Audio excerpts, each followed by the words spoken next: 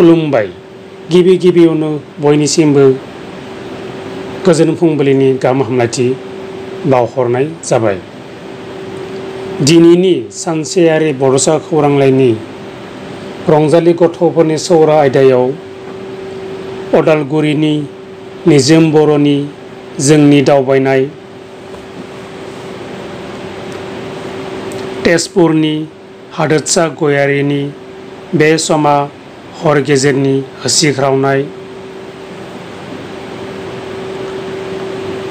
बाक्सानि रैदोम बर'नि जावजा खन्थाइ,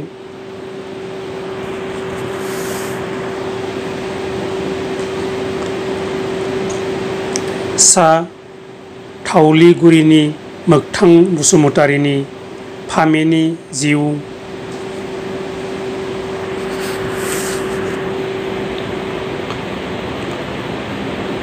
खोला दुमारिगुरिनि कनकान्त बसुमतारिनि बिदिन्थानि गेलेनायाव,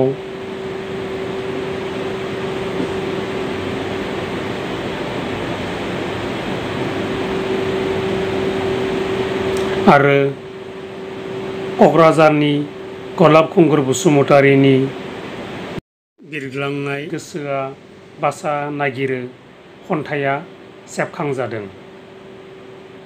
मिजिंथिबायदि सानसेयारि बड'साखौ बयबो अराय अनसायलांबाय थागोन आरो बेसेनगोनां लिरथिखौ दैथायहरगोन। गोजोन्थों।